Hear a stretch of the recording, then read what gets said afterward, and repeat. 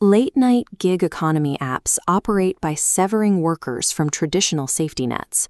The algorithm deliberately routes drivers away from populated hubs and into desolate areas, leaving them entirely alone.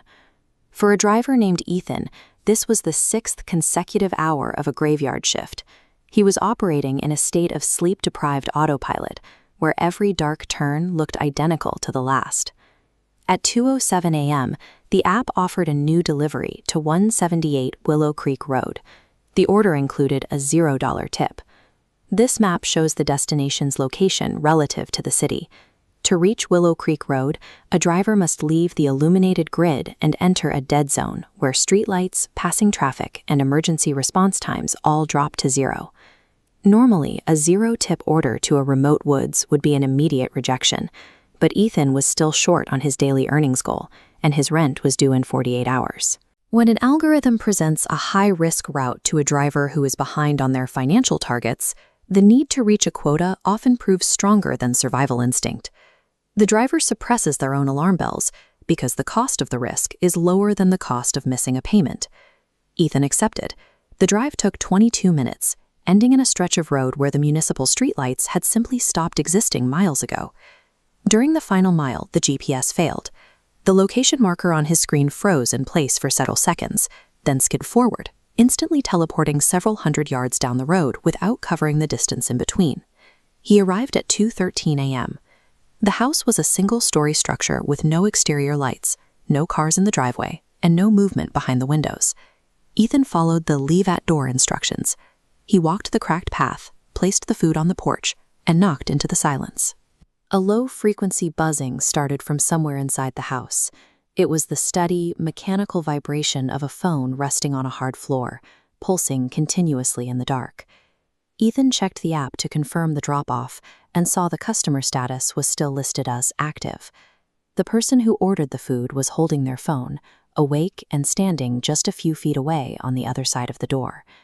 In that moment, the technology Ethan used for safety became a proximity alert. The app wasn't just tracking his location, it was confirming he was standing exactly where the person inside wanted him to be. Ethan retreated to his car, locked the doors, and tried to clear the delivery from his screen so he could leave. Instead of closing, the order vanished entirely. The 2:07 a.m. entry dissolved, leaving no record. Immediately, the app refreshed. Same food, same address, but the timestamp updated to 2:13 a.m. Then an unknown text arrived. "You left too early." A second followed. "Come back." Ethan looked at the house. A faint, pale blue rectangular glow appeared in the darkness, the light of a smartphone screen, floating slowly toward the door. Ethan hit the ignition. The engine struggled, then kicked in, and he reversed down the drive and accelerated back toward the main road without looking at his mirrors. As he reached the city, the sense of isolation remained.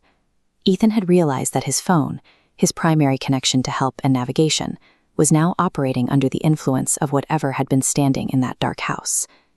Ethan quit the app that night.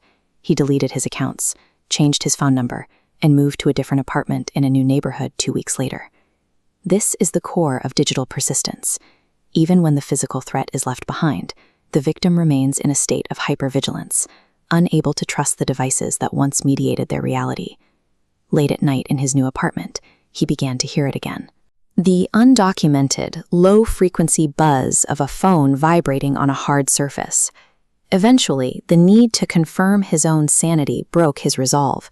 He slowly reached for his phone to prove to himself that there were no messages and no notifications. The screen was active. It displayed a single notification from an app he had deleted weeks ago. It read, "Your order is still pending. 2:13 a.m. Changing your location provides no security when the threat has moved inside your perception of the world around you.